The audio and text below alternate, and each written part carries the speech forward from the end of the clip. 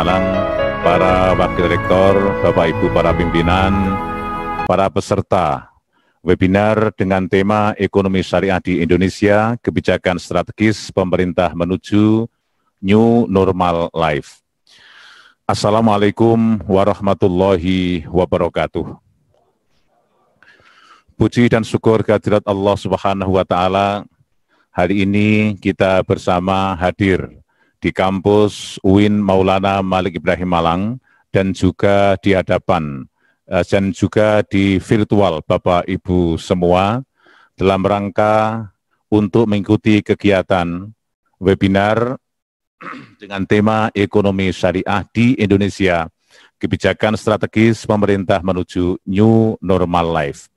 Hari ini Kamis tanggal 4 Juni tahun 2020 bertepatan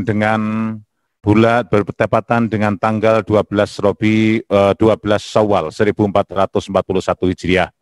Kita bersama hadir dalam rangka untuk mengikuti kegiatan seminar ini, kegiatan webinar ini. Semoga apa yang menjadi cita-cita dan keinginan kita bersama dimudahkan oleh Allah Subhanahu wa Ta'ala. Amin. Sekaligus mari kita awali kegiatan ini dengan membaca Ummul Kitab Al-Fatihah. Bismillahirrahmanirrahim. Iyyaka na'budu wa iyyaka nasta'in. Shiratal mustaqim. Bapak Wakil Presiden Republik Indonesia yang terhormat, Bapak Ibu yang hadir, marilah kita ikuti menyanyikan bersama lagu Indonesia Raya. Bapak Ibu dimohon untuk berdiri.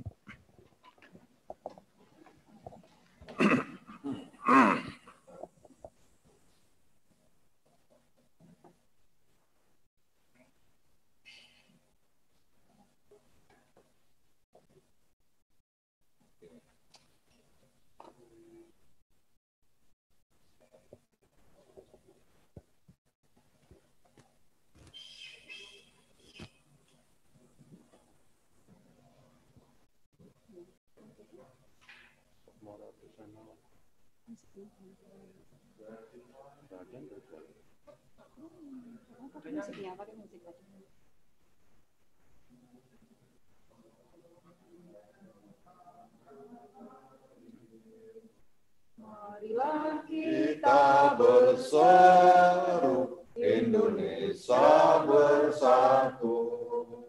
Hiduplah tanahku, hiduplah negeriku, bangsaku, rakyatku semuanya. Bangunlah jiwanya, bangunlah badannya, untuk Indonesia Raya. Indonesia Raya. Merdeka, merdeka, tanahku, negeriku yang ku cinta. Indonesia Raya, merdeka, merdeka, hiduplah Indonesia Raya. Indonesia Raya, merdeka, merdeka, tanahku, negeriku yang ku cinta. Indonesia Raya, merdeka, merdeka, hiduplah Indonesia Raya. Bapak Ibu dipersilakan duduk kembali.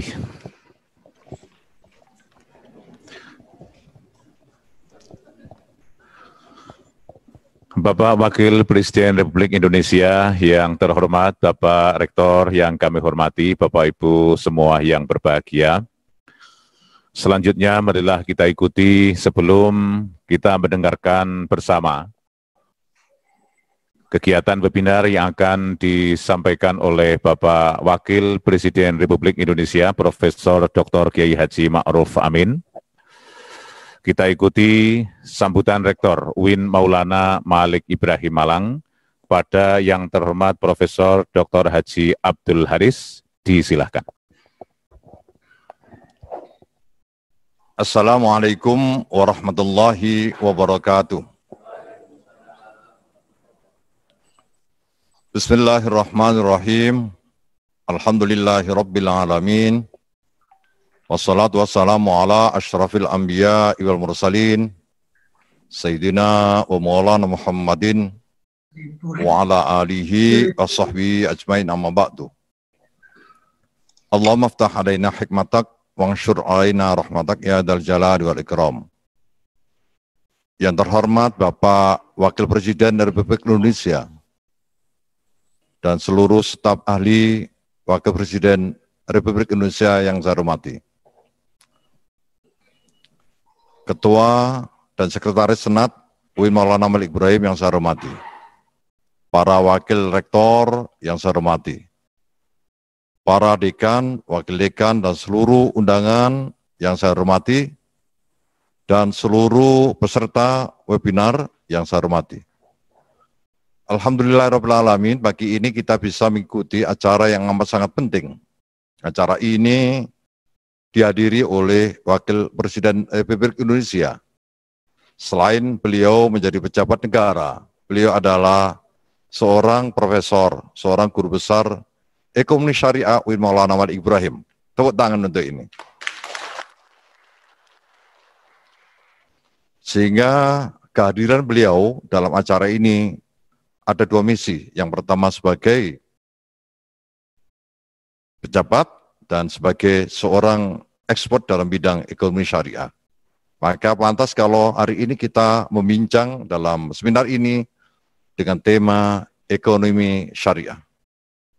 Salawat serta salam mudah-mudahan tetap tercurahkan kepada junjungan kita Nabi besar Muhammad SAW. Para pemirsa dan para hadir yang saya hormati, ekonomi menjadi persoalan ketika kita berhadapan dengan COVID-19 ini. Bukan hanya dirasakan oleh rakyat yang paling bawah, tapi para bankir, dan seluruh pengusaha yang menggunakan ekonomi sebagai media dalam kegiatan kesehariannya juga mengalami kesusahan. Maka kita punya alternatif yang mungkin menjadi pilihan kita. Bagaimana peran ekonomi syariah, terutama di Indonesia. Bahkan mungkin pikiran-pikiran yang tumbuh dari ekonomi syariah ini akan menjadi solusi bagi ketangguhan dari ekonomi seluruh umat manusia di dunia ini. Maka kita harapkan beliau yang terhormat, Wakil Presiden Republik Indonesia, seorang profesor dalam bidang ekonomi syariah, akan memberikan arahan, pikiran, dan teori-teori yang mungkin bisa memberikan solusi bagi umat manusia ini. UIN Maulana Malik Ibrahim amat sangat bangga dengan kehadiran beliau, karena beliau seorang sarjana, seorang ekspert, seorang ulama, dan sekaligus seorang pejabat, yang tentu saja menjadi rujukan kita semua. Harapan kami semua amat sangat besar terhadap beliau, bukan hanya untuk UIN Maulana Malik Ibrahim, tapi juga untuk umat manusia seluruh dunia. Akhirnya, wassalamualaikum warahmatullahi wabarakatuh. Terima kasih disampaikan pada Bapak Rektor yang telah memberikan al-kulaimat atau ucapan sambutan terkait dengan webinar pada pagi hari ini dan juga para peserta para hadirin yang hadir dan juga pemirsa yang ada di rumah. Sebelum ini nanti disampaikan oleh Bapak Wakil Presiden Republik Indonesia Profesor Dr. Kiai Haji Ma'ruf Amin. Kita semua tahu, Bapak, Ibu, para hadirin yang saya hormati, di Indonesia ini berdasarkan populasi, jumlah penduduk mencapai 269 juta jiwa.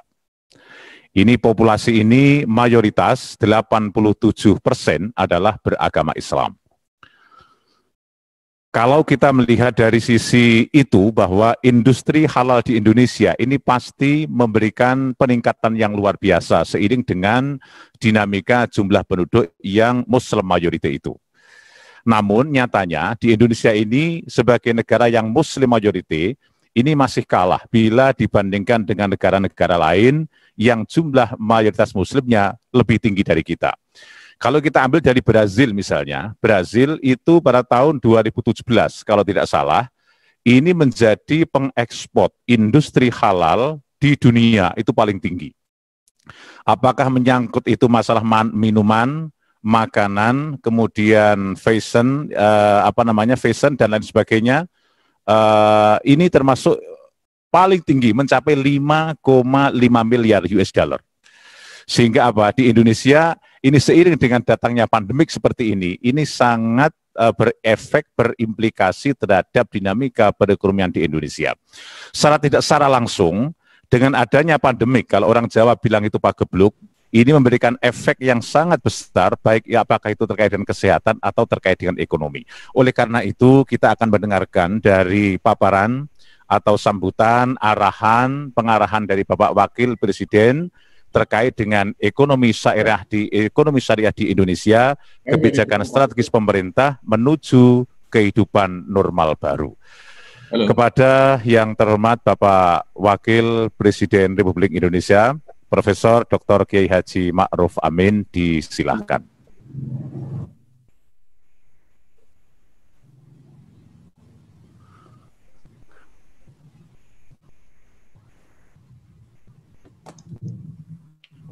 Bapak Masyuri dipersilahkan, Bapak. Barangkali untuk lebih menghangatkan suasana kita pada pagi hari ini, marilah sebelum Bapak Kiai memberikan sambutan, memberikan pengarahan, kita aplaus bersama-sama. Ya, Assalamualaikum warahmatullahi wabarakatuh. Bismillahirrahmanirrahim. Alhamdulillahirabbil alamin. Wassalatu wassalamu ala asyrafil anbiya'i wal mursalin wa ala alihi wa ashabihi ajma'in, amma ba'd. Yang terhormat Ketua Senat UIN Malang, yang terhormat Rektor UIN Malang, Maulana Malik Ibrahim, para dosen, bapak-bapak dosen, ibu-ibu dosen, para guru besar, mahasiswa dan saudara-saudara sekalian saya hormati, dan juga para karyawan atau secara keseluruhan adalah Sivitas Akademika UIN Maulana Malik Ibrahim di Malang. Pertama, kami akan menyampaikan rasa puji dan syukur kehadirat Allah SWT yang telah memberikan taufik kepada kita semua sehingga kita bisa melaksanakan acara webinar ini yang luar biasa. Banyak yang terlibat, ini ada 940 orang. Saya belum pernah mengikuti webinar sebanyak 939 orang ini. Luar biasa ini. Saya baru saja dihubungi baik oleh pihak sekretariat maupun oleh Pak Rektor untuk memberikan pendahuluan saja. Karena Pak Wakil Presiden pada hari ini harus ikut rapat dengan Presiden. Perlu diketahui juga bahwa selama pandemi ini hampir setiap hari itu ada rapat Presiden, Wakil Presiden, juga para menteri. Jadi tidak pernah ada istirahat.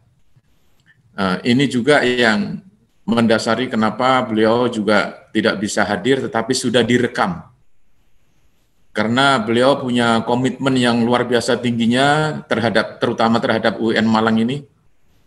Mengingat bahwa beliau itu adalah sebagai guru besar di UIN Malang ini. Saya kira beruntunglah UIN Malang itu sudah mengangkat beliau sebagai guru besar, karena dulu doktornya sudah di UIN Jakarta, guru besarnya di UIN Malang ini. Kebetulan ini masih kaitan dengan suasana Lebaran, oleh karena itu kami dari Sekretariat Wakil Presiden menyampaikan minal aidin wal faizin, mohon maaf lahir dan batin.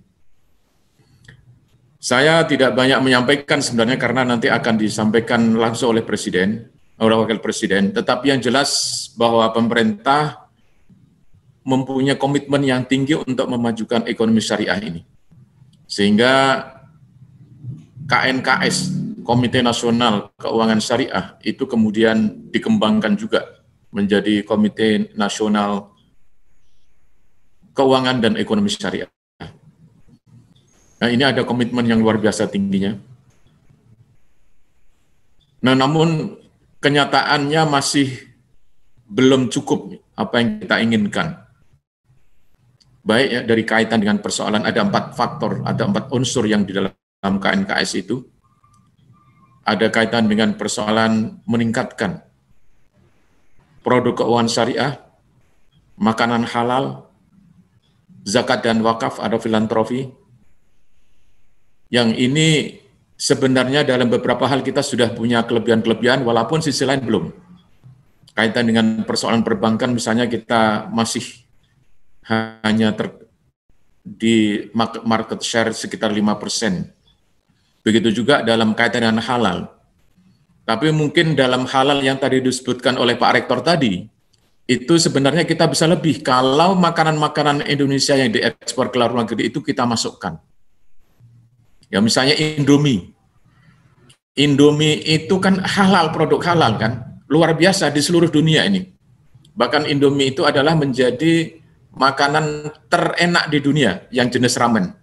Nah, ini jadi di mana-mana sudah banyak orang mengetahui Indomie. Kalau ini dimasukkan sebagai produk halal itu sudah lumayan bagus. Sudah lumayan tinggi sebenarnya. Begitu juga makanan-makanan yang lain. Saya kira saya tidak banyak menyampaikan hal-hal ini karena nanti akan disampaikan oleh Pak Wapres melalui rekaman ya. Sekali lagi Pak Wapres sekarang ini sedang rapat dengan Pak Presiden dan para menteri yang terkait dengan persoalan pandemi dan hal-hal yang berhubungan dengan pandemi, apakah itu kait dengan persoalan pendidikan atau persoalan dengan ekonomi dan seterusnya ini. Jadi saya ingin menyampaikan pada saudara-saudara, pada bapak-bapak, terutama pimpinan UIN Malang, selamat. Anda adalah orang yang pertama sekali ya bisa mengajak Wakil Presiden melalui webinar ini. Belum pernah ada yang lain. Jadi luar biasa ini. Bahkan kemudian ada keinginan juga teman-teman rektor dari UIN seluruh Indonesia, UIN PTKIN seluruh Indonesia untuk mengadakan hal yang sama. Karena iri dengan ini ya. Selamat sekali lagi kepada teman-teman yang ada di UIN Malang atas acara webinar yang sekarang sudah dihadiri oleh 900 orang lebih ini. Cukup sekian, secara pribadi saya mohon maaf sebesar-besarnya. Ya saya juga kadang-kadang pernah ke Malang juga. Ini ada teman-teman juga di Malang ya, baik Pak Rektor maupun Kepala Senat ya. Pak Imam nggak kelihatan di sini kayaknya ini. Cukup sekian. Wassalamualaikum warahmatullahi wabarakatuh.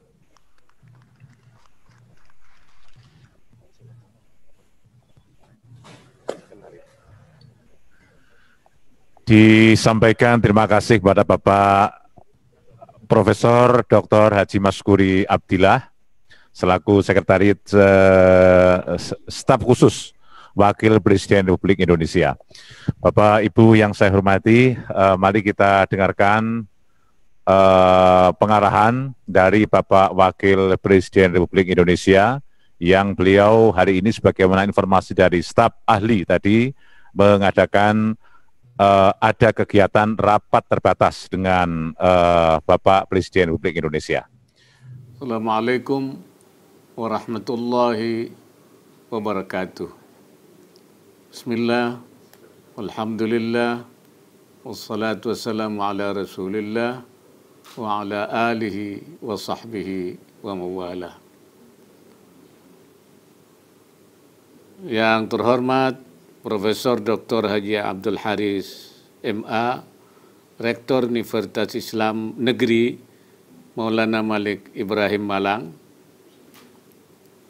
Para yang terhormat, para wakil rektor, para dekan, direktur, dan pimpinan fakultas, para pimpinan dan tokoh masyarakat, seluruh sivitas akademika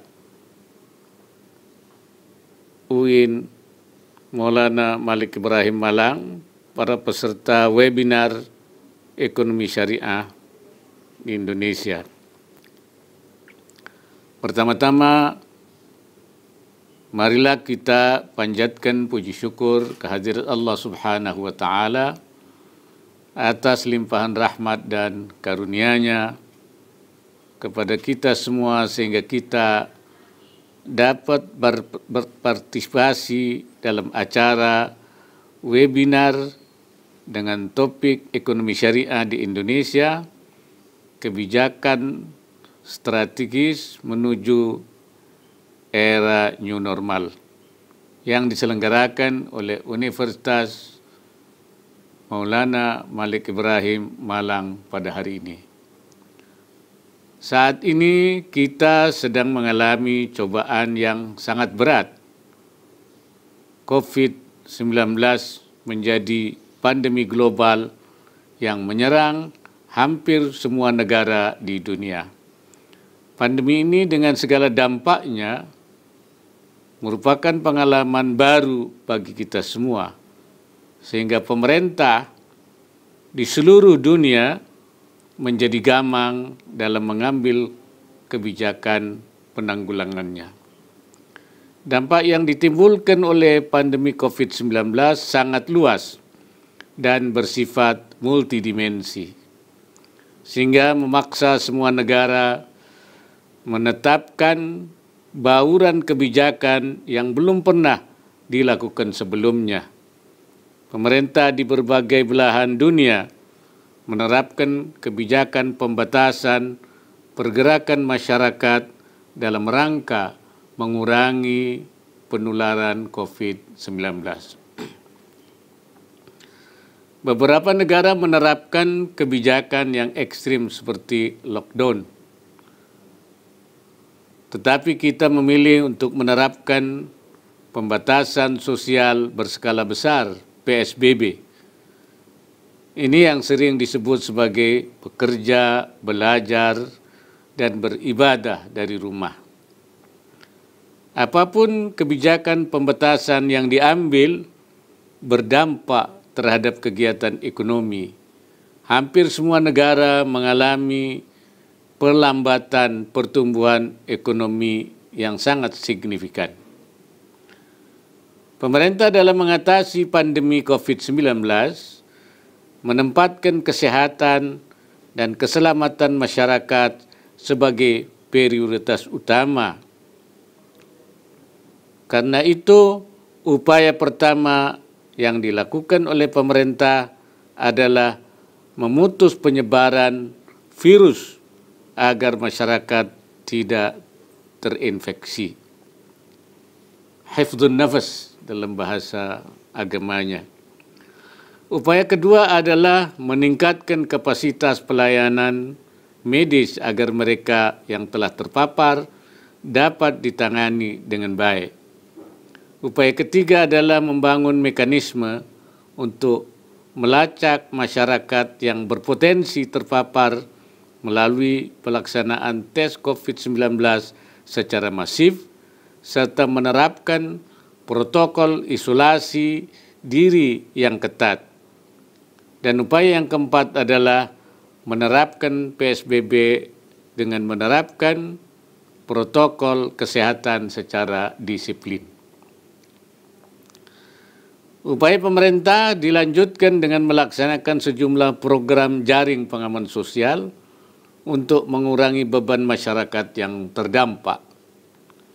Pemerintah dengan segera melakukan refocusing kegiatan dan realokasi anggaran pendapatan dan belanja negara.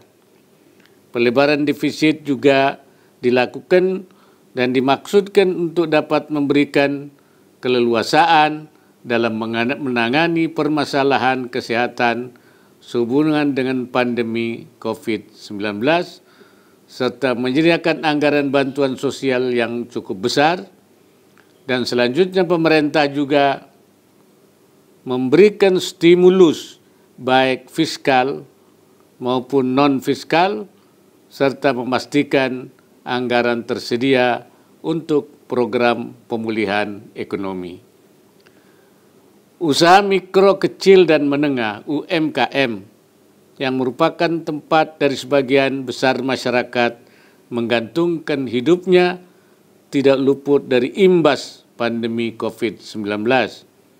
Penerapan kebijakan PSBB pada akhirnya juga berdampak pula pada kegiatan UMKM.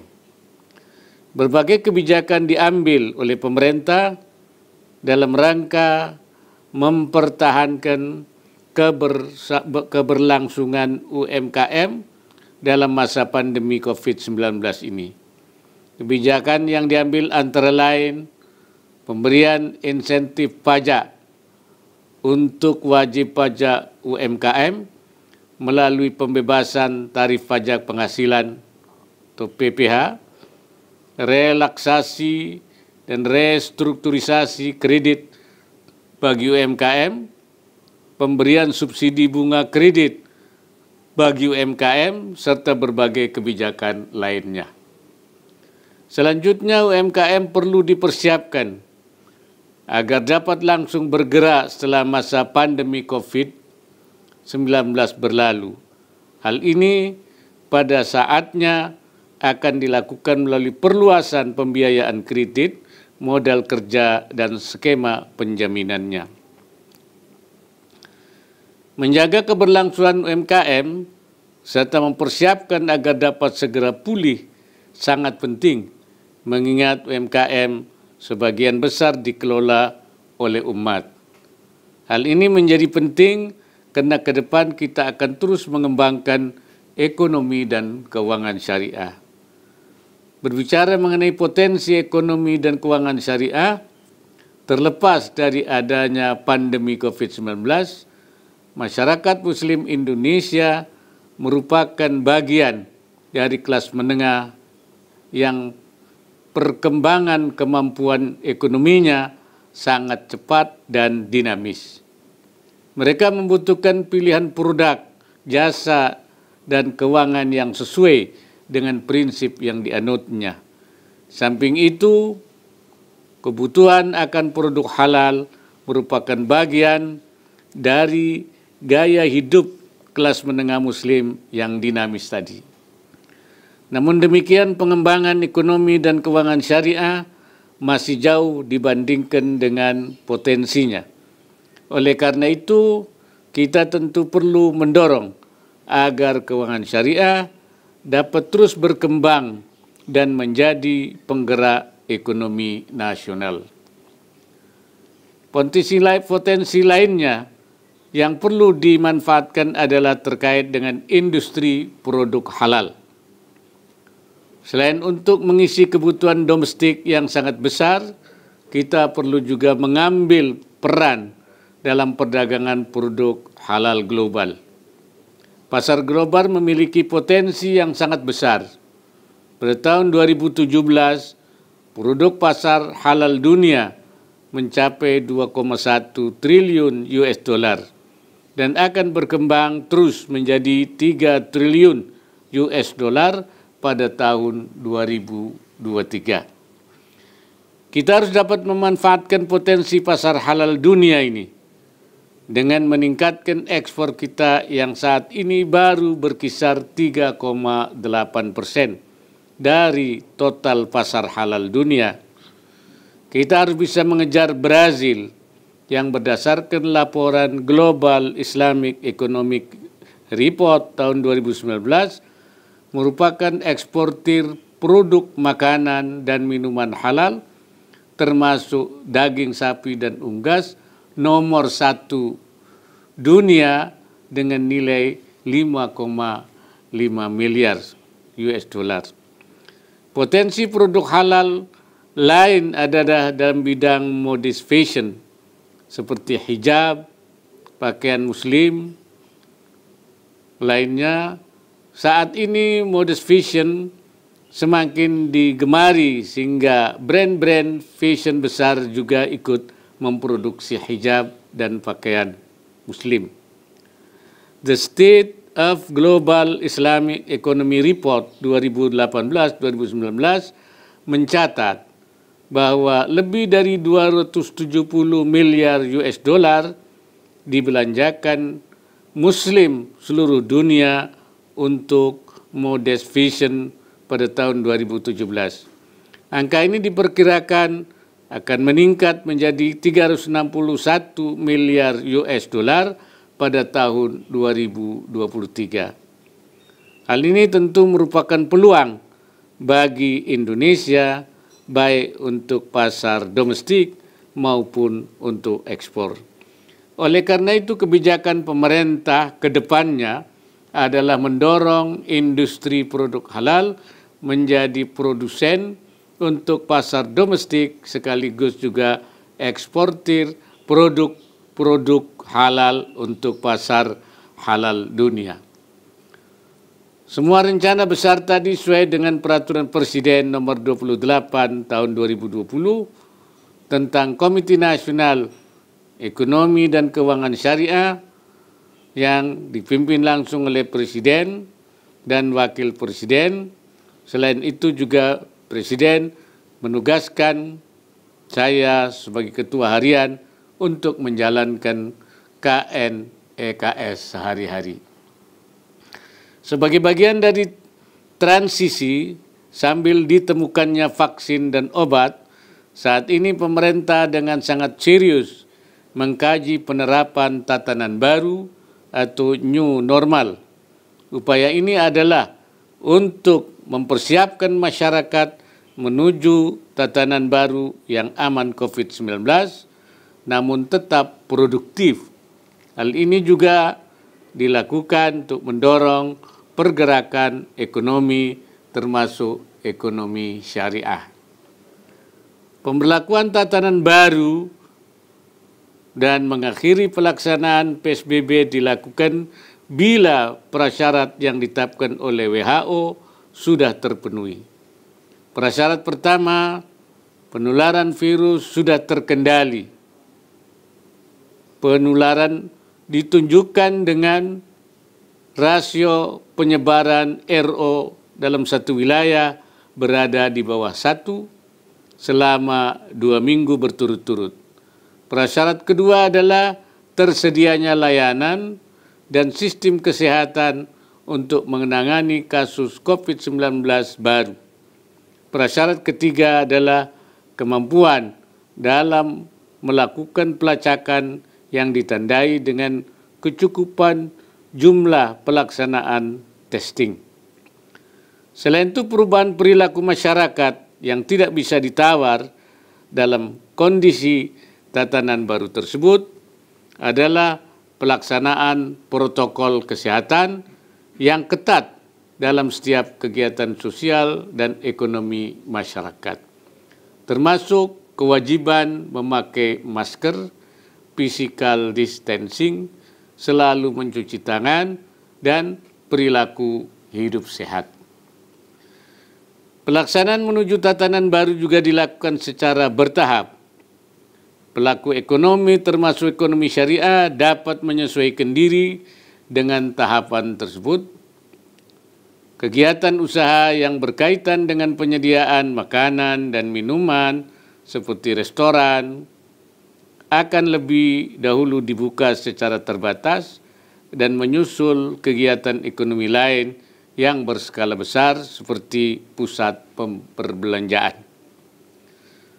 Pandemi COVID-19 yang melanda dunia termasuk Indonesia menurut saya memberikan peluang bagi perkembangan ekonomi dan keuangan syariah.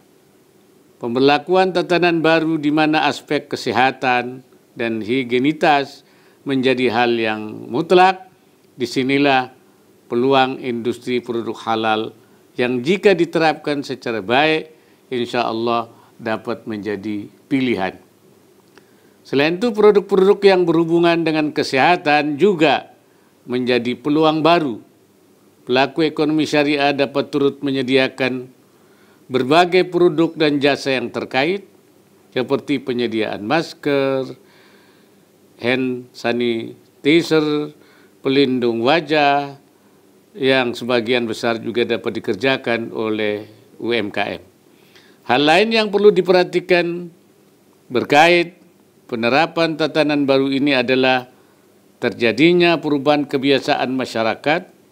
Contohnya, transaksi perbankan akan lebih fokus pada layanan internet banking, sementara pembelanjaan produk juga akan semakin fokus pada transaksi online. Terkait dengan hal tersebut, Pengembangan ekonomi dan keuangan syariah juga harus disertai dengan pengembangan teknologi digital untuk mendukung seluruh aktivitas ekonomi dan keuangan syariah tersebut. Pelaku ekonomi syariah harus menyesuaikan diri dengan kondisi tersebut sehingga pemanfaatan teknologi digital dan transaksi online menjadi mutlak diperlukan. Pada akhirnya, sekali lagi saya mengucapkan terima kasih dan apresiasi atas inisiatif Universitas Islam Negeri Maulana Malik Ibrahim Malang yang telah menyelenggarakan acara webinar ini. Saya harapkan agar kita semua senantiasa menggelorakan dan mempromosikan ekonomi dan keuangan syariah di Indonesia agar terus berkembang dan mencapai potensinya, terutama dalam memasuki tatanan baru pasca pandemi COVID-19. Sekian dan terima kasih. Semoga Allah Subhanahu wa taala meridai semua upaya yang kita lakukan. Wallahul muwaffiq ila aqwamit thariq. Wassalamualaikum warahmatullahi wabarakatuh. Waalaikumsalam warahmatullahi wabarakatuh. Kepada yang terhormat Bapak Wakil Presiden Republik Indonesia disampaikan terima kasih. Bapak Ibu hadirin yang ada di kampus ataupun yang ada di kediamannya masing-masing. Begitu banyak informasi yang bisa kita serap dari sambutan, dari arahan dari Bapak Wakil Presiden Republik Indonesia tadi. Di antaranya adalah berdasarkan informasi laporan dari Global Islamic Economic Report. Indonesia ini masih punya peluang untuk mengikuti pasar domestik, untuk mengikuti kegiatan berpartisipasi penuh dalam industri produk halal di dunia. Oleh karena itu, Bapak Ibu yang saya hormati, jika memungkinkan, ini ada Pak Profesor Maskuri Abdillah. Ini kami dari UIN Malang barangkali ingin berdialog satu atau dua pertanyaan yang untuk merespon dari pidato dari Bapak Wakil Presiden Republik Indonesia tadi. Minimal Bapak bisa menampung dari aspirasi kami, kali lain kami juga akan mengajukan permohonan untuk berdialog secara langsung melalui webinar seperti ini. Bapak Profesor Maskuri yang saya hormati, kami sebagai, mohon maaf, kami adalah Dekan Fakultas Ekonomi UIN Maulana Malik Ibrahim Malang, turut berpartisipasi dan turut serta ingin menjadi penggerak ekonomi syariah di Indonesia. Nah, ada satu langkah yang kami kerjakan kemarin bersama tim yang dimotori oleh Bapak Rektor UIN Malang, ini sudah mengajukan S3, program studi ekonomi syariah kira-kira 11 bulan yang telah silam. Nah, ini semua kita gunakan dalam rangka untuk memperkuat atau memperkokoh keinginan besar yang akan kami landingkan di tahun 2020 ini untuk menjadi penggerak ekonomi syariah di Indonesia. Namun sampai saat ini Pak Profesor, ini masih belum ada kejelasan. Kami sudah sounding kepada Kementerian Agama dan juga kepada BAN PT. Kemudian yang kedua, Pak Profesor, ini terkait dengan keinginan besar UIN Malang untuk berpartisipasi dalam sebagai penggerak ekonomi syariah. Kita akan membentuk bukan lembaga riset, tapi lembaga pengkajian dan pengembangan ekonomi syariah di Indonesia. Di saat S3, izin S3 itu sudah turun. Nah, ini oleh karena itu kami mohon kepada Bapak Profesor Maskuri Abdillah untuk merespon ini karena ini bukan kepentingan dalam berskala kecil, tapi ini adalah untuk kepentingan berskala makro yang lebih besar.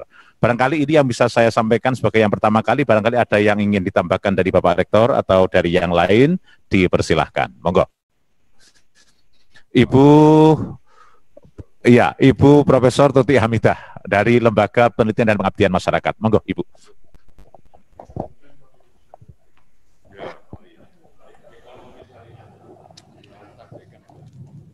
Assalamualaikum warahmatullahi wabarakatuh. Salam. Bapak Profesor Maskuri Abdillah, saya alumni, saya murid Bapak dan mungkin masih ingat nama saya Tuti Hamidah. Iya, masih ingat betul, Bu.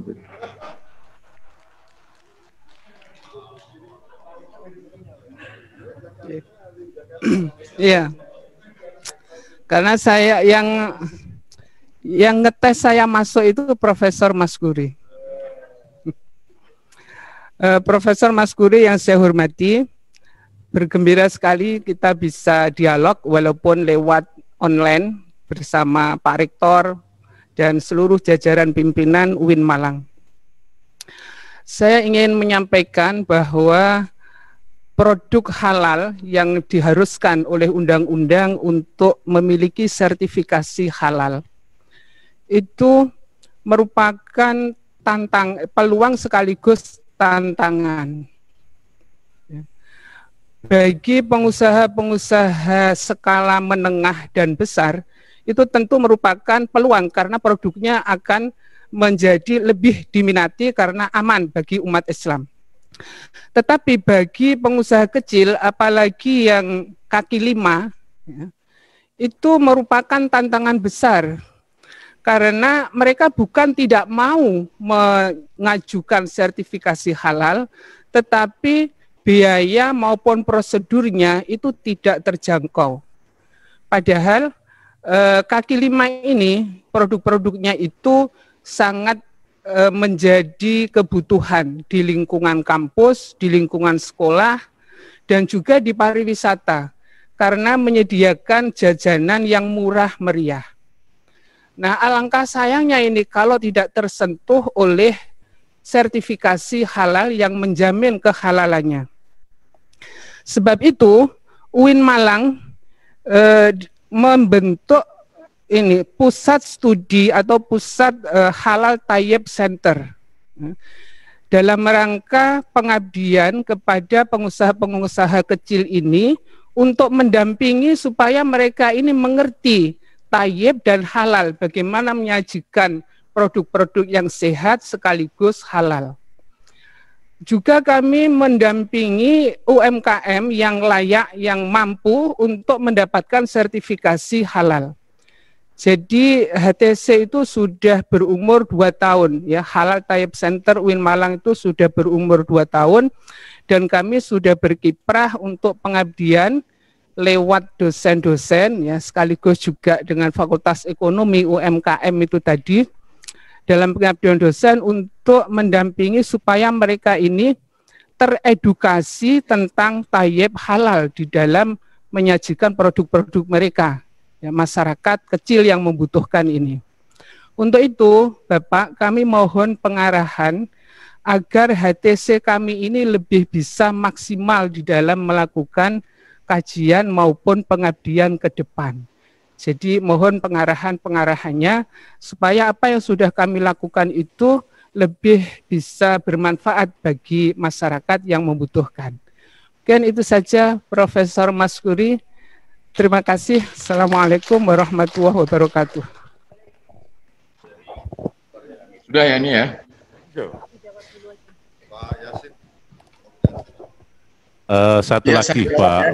Satu lagi Pak Profesor Maskuri, dari ini beliau yang akan bertanya adalah guru besar dari Fakultas Syariah UIN Malang.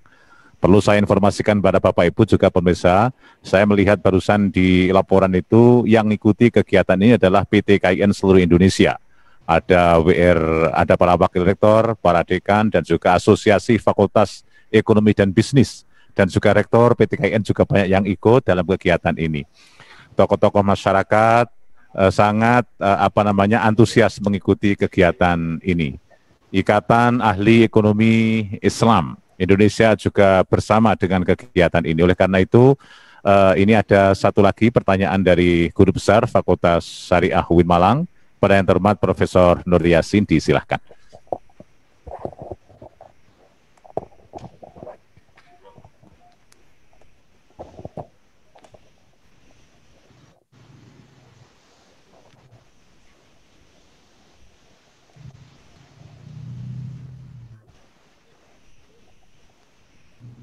Assalamualaikum warahmatullahi wabarakatuh. Yang saya hormati Profesor Maskuri Abdillah, saya Muhammad Nur Yasin, Guru Besar Hukum Ekonomi Syariah UIN Maulana Malik Ibrahim Malang, dan Ketua Umum Perkumpulan Program Studi dan Dosen Hukum Ekonomi Syariah Indonesia, yang kemarin ketemu Prof. Maskuri di Istana Wakil Presiden. Ada dua pertanyaan dari saya. Yang pertama, hari ini sengketa ekonomi syariah meningkat sebagai dampak dari pandemi COVID-19. Hanya saja ada disharmonisasi antara praktisi, antara industri dan pengadilan agama, karena pelaku industri mengacu kepada fatwa Dewan Syariah Nasional yang fatwanya terus berkembang dan muncul hampir tiap bulan sekali. Sementara para hakim di pengadilan agama mengacu kepada Perma tahun 2008, sehingga terjadi kesenjangan material antara kompilasi hukum ekonomi syariah yang diberlakukan berdasarkan peraturan Mahkamah Agung tahun 2008 dengan fatwa-fatwa Dewan Syariah Nasional. Oleh karena itu saya usulkan kepada Bapak Wakil Presiden melalui Bapak Profesor Maskuri Abdillah agar dilakukan harmonisasi antara fatwa-fatwa Dewan Syariah Nasional dengan kompilasi hukum ekonomi syariah. Bisa berupa kompilasi hukum ekonomi syariahnya yang diperbaharui dengan mengakomodasi berbagai substansi yang termuat di dalam fatwa Dewan Syariah Nasional. Jadi perlu harmonisasi, dan ini sangat tepat jika yang menjadi penengah adalah Bapak Wakil Presiden, karena beliau juga masih tercatat sebagai Ketua Dewan Syariah Nasional Majelis Ulama Indonesia. Itu yang pertama. Kemudian yang kedua, dampak dari COVID-19 ini banyak industri keuangan syariah yang gulung tikar, bahkan sampai kepada pilot. Hanya sayangnya perjanjian awalnya akadnya menggunakan akad syariah, tetapi proses penyelesaian kepailitannya melalui pengadilan niaga. Nah, ini menunjukkan ada inkonsistensi antara akad-akad di awal dengan penyelesaian di akhir. Oleh karena itu perlu digagas dan dimunculkan adanya pengadilan kepailitan syariah yang itu untuk menjaga konsistensi prinsip-prinsip syariah di dalam industri keuangan syariah. Dari saya cukup sekian. Selamat Hari Raya Idul Fitri, minal aidin wal faizin, mohon maaf lahir dan batin. Wassalamualaikum warahmatullahi wabarakatuh. Sudah ya? Iya, terima kasih atas pikiran-pikiran, saran-saran sebenarnya ya. Itu tidak ada yang bertanya. Perlu saya sampaikan bahwa saya tidak membidangi ekonomi maupun ekonomi syariah sebenarnya. Bidang saya sebagai staf Wakil Presiden itu adalah bidang kerukunan dan perdamaian.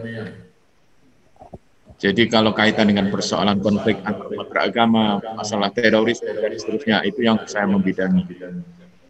Oleh karena itu saya nanti hanya akan menyampaikan ini kepada Pak Wapres. Ya. Mungkin ada beberapa hal yang perlu saya jawab. Walaupun nanti belum final juga ya, karena memang otoritas saya di bidang ini. Dalam kaitan dengan tanggung jawab saya atau tugas saya ini memang agak berbeda. Cuma karena saya dulu pernah menjadi ketua jurusan ekonomi syariah. Saya kira yang pertama sekali di Indonesia tahun 97. Jadi sebelum saya menjadi pembantu rektor, saya menjadi ketua jurusan ekonomi syariah di Fakultas Syariah, yaitu pengembangan dari jurusan muamalah. Waktu itu belum ada satupun yang mempunyai program itu, sehingga kesulitan pada waktu itu kami adalah di dalam menyusun kurikulum. Alhamdulillah banyak yang membantu. Kebetulan yang bicara itu saya sudah kenal semua ya. Selamat, saya belum tahu kalau Bu Hamidah sudah guru besar ya. Selamat Bu Luli ya. Jadi saya bangga juga karena pernah menjadi pembimbing, kemudian yang dibimbing itu sudah menjadi guru besar. Yang kedua juga Pak Yasin sudah pernah ketemu sebagai ketua himpunan Prodi Ekonomi Syariah. Yang pertama tadi adalah terkait dengan program S3. Saya selama ini memang kebetulan selalu diminta oleh Kementerian Agama untuk mereview proposal pendirian S2 dan S3. Jadi nanti kalau kebetulan saya diminta mereview, ya insya Allah saya akan jelaskan juga karena saya mengenal sudah lebih dalam tentang UIN Malang, dan kebetulan guru besarnya adalah Wapres. Wah, itu luar biasa itu. Ya gitu ya, yang kait dengan persoalan itu. Mungkin agak terhambat karena semuanya terhambat, semuanya fokus kepada COVID-19. Jadi mungkin nanti kalau sudah ada longgar, mungkin akan ada pertemuan untuk membahas tentang proposal-proposal pendirian S2, S3.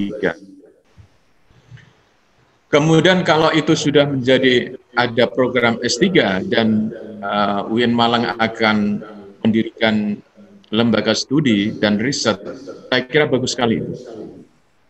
Nanti akan mengkaji juga termasuk permasalahan-permasalahan yang terkait dengan dua hal. Apakah itu konsep tentang ekonomi syariah atau hukum ekonomi syariah maupun dari operasionalnya. Karena yang perlu dikaji itu dua hal itu. Dari segi sistem konsep, yang kedua adalah dari pelaksanaannya. Nah, nanti dari situ akan disampaikan kepada pihak-pihak yang berwenang apa sebenarnya hambatan-hambatannya.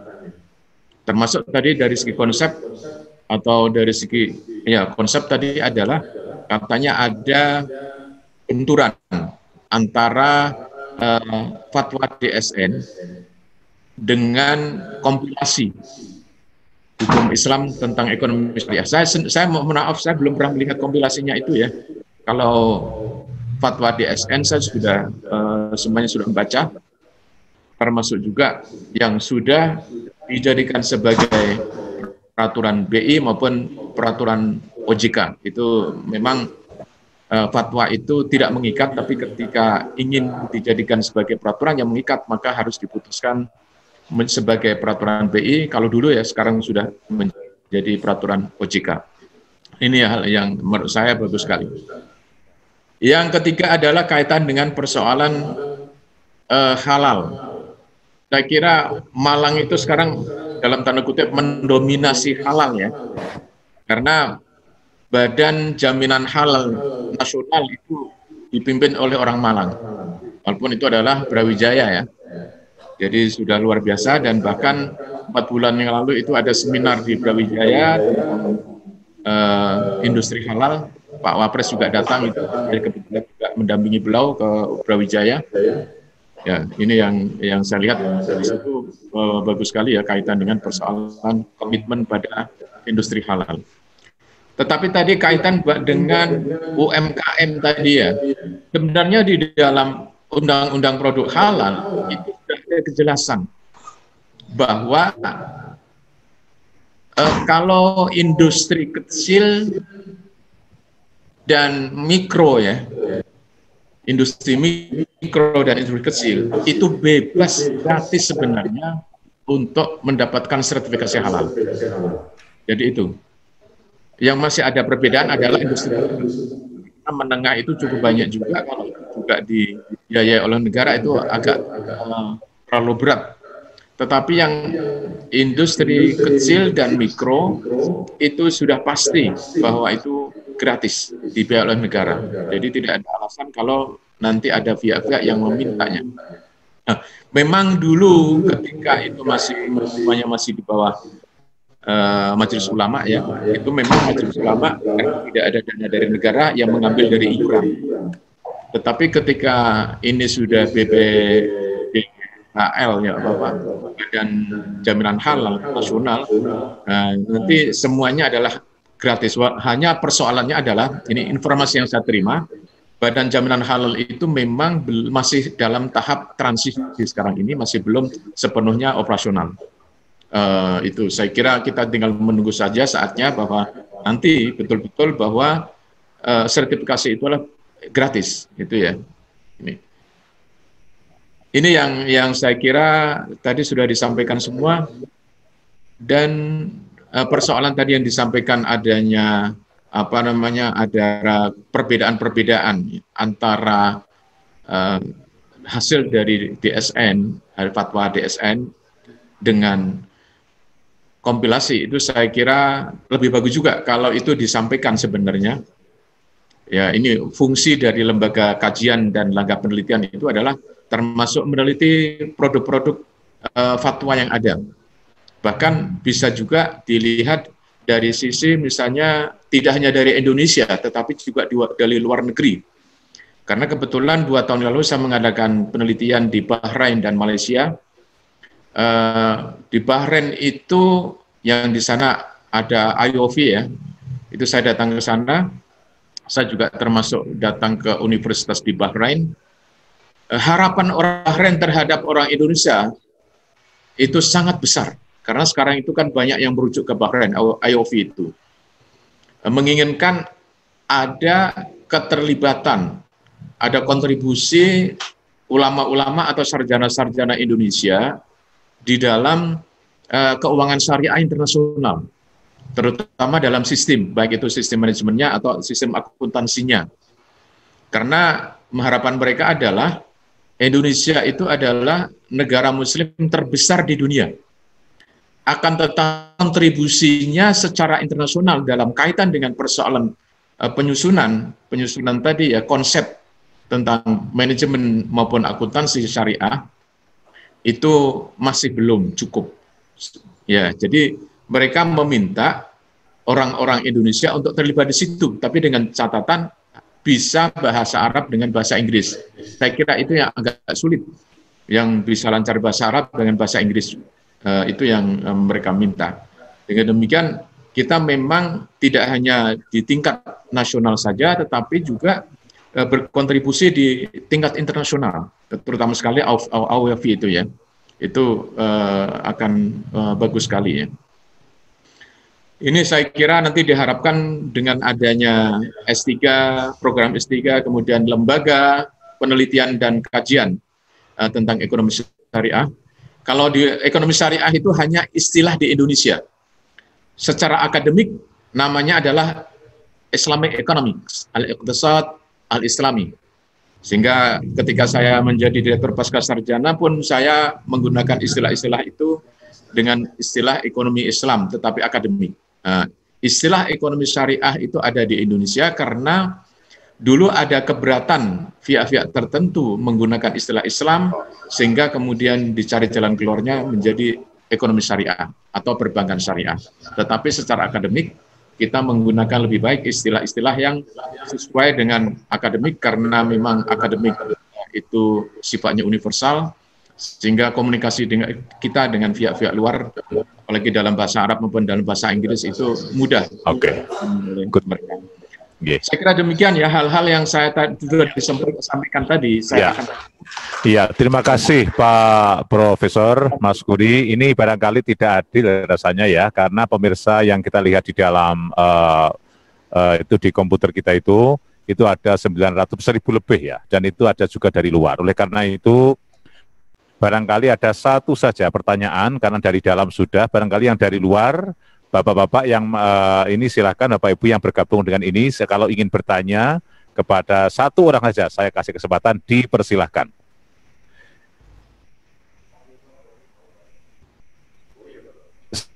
Silakan Bapak Ibu yang ingin terkait dengan kegiatan webinar pada pagi hari ini, Ekonomi Syariah di Indonesia, Kebijakan Strategi Pemerintah menuju New Normal Life. Nanti ini ada staf khusus bidang perdamaian tadi itu, nanti akan disampaikan oleh Bapak. Namun beliau memiliki latar belakang ekonomi Islam. Saran dari Pak Profesor Maskuri nanti akan kami diskusikan dengan teman yang lain, karena di kita menggunakan istilah ekonomi syariah itu, Pak Profesor. Insya Allah nanti kita diskusikan dan akan kita sondingkan dengan sesegera mungkin ke Jakarta. Ya, Jika saya dari luar tidak menolak ya, tidak menolak, silakan saja, karena dalam bahasa Kementerian Agama juga prodi ekonomi syariah. Tetapi kalau mau nulis, menurut saya lebih tepat kita menggunakan istilah ekonomi Islam. Oke, good. Terima kasih Pak Profesor. Jika memang dari luar dirasa cukup dengan terwakili dengan ini tadi, ini dari dalam ada satu Pak Profesor, sebentar saja. Moga. Terima kasih. Assalamualaikum warahmatullahi wabarakatuh. Singkat saja Prof, saya Ilvi Nurdiana, Wakil Rektor 2 UIN Maulana Malik Ibrahim Malang. Jadi perlu saya sampaikan bahwa kebijakan prioritas di UIN Maulana Malik Ibrahim salah satunya adalah pengarus utamaan ekonomi syariah. Memang seharusnya lah PT KIN untuk melakukan hal itu, termasuk adalah bertransaksi dengan lembaga keuangan syariah, baik itu rekening gaji, remun, tukin, dan lain sebagainya. Dan yang kedua adalah bahwa UIN Maulana Malik Ibrahim Malang termasuk PT KIN insya Allah siap untuk menjadi mitra expert melaksanakan program pemerintah pusat, termasuk diantaranya adalah program relaksasi UMKM. Karena di seluruh PT KIN, hampir seluruh PT KIN ada prodi hukum bisnis syariah, ada prodi ekonomi syariah. Insya Allah kami semua siap untuk menjadi mitra expert. Terima kasih. Assalamualaikum warahmatullahi wabarakatuh. Ada respon Pak Profesor, dipersilakan. Ini bukan pertanyaan ya.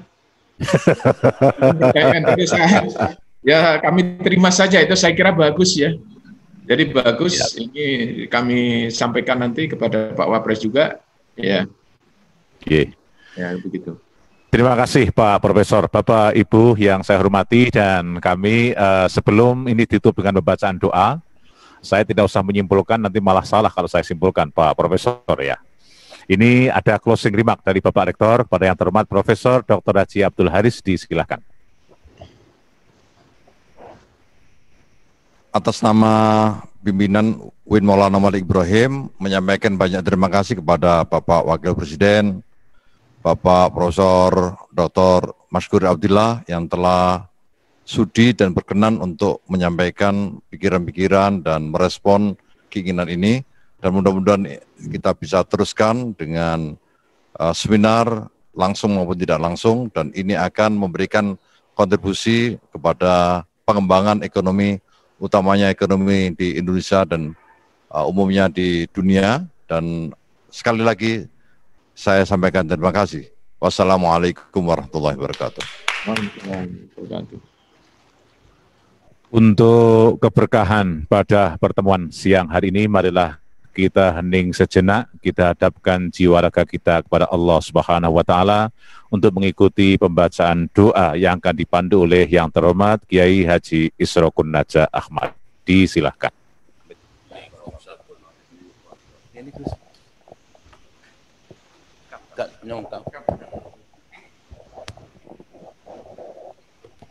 Liridaillahi ta'ala wa li syafaati Rasulillahi sallallahu alaihi wa sallam wa ila Mustafa Rasulillahi sallallahu alaihi wasallam wa li qada'i hajatina. Al-Fatihah.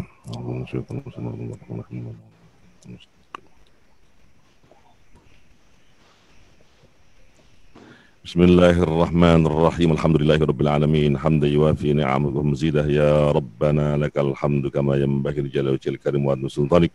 Subhanaka la nuhsi sana'an 'alaika kama asnaita 'ala nafsik. Allahumma shalli wa sallim barik ala sayyidina Muhammad wa ala sayyidina Muhammad. اللهم يسر لنا أمورنا فيها صلاحنا في الدين والدنيا والآخرة. اللهم بلغ مقاصدنا فيما ترضى واقضي حوائجنا واشف مرضانا خاصة المصيبين بسبب كورونا. اللهم اغفر لنا ذنوبنا كفر عنا سيئات وتوفنا مع الأبرار. اللهم اغفر لنا ويدينا ورحمهم كما ربونا صغارا. اللهم اغفر مشايخنا والمنصب بالدعاء. اللهم أحسن عاقبتنا في الأمور كلها وأجرنا من خزي الدنيا وعذاب الآخرة. اللهم ارزقنا رزقا حلالا طيبا مباركا فيه طويلا قريبا وشان بعيدا وتجارة لن تبور. اللهم اجعلنا وأولادنا تلاميذا أهل العلم والخير ولا تجعلنا وإياهم من أهل الشر والخير. اللهم بجاه محمد صلى الله عليه وسلم وارزقنا وأهلنا البركة والعافية وحياة طيبة سعادة والشهادة ورزقا واسعة وحسن الخاتمة. اللهم ادفع عنا الغلاء والبلاء والوباء والفحش المنكر والشهادة المحن ما ظهر من بلدنا هذا خاصة ومن بلد المسلمين عامة إنك على كل شيء قدير. ربنا آتنا في الدنيا حسنة وفي الآخرة وقنا عذاب النار وادخلنا الجنة مع البر يا عزيز يا غفار يا رب العالمين. صلى الله عليه وسلم محمد الحمد لله رب العالمين. Bapak Profesor Maskuri Abdillah yang saya hormati, Bapak Rektor yang terhormat, Bapak Ibu semua yang hadir, para pemirsa yang ada di rumah, kita sempurnakan pertemuan ini, webinar ini dengan membaca hamdalah bersama-sama. Alhamdulillahirabbil alamin. Terima kasih. Assalamualaikum warahmatullahi wabarakatuh.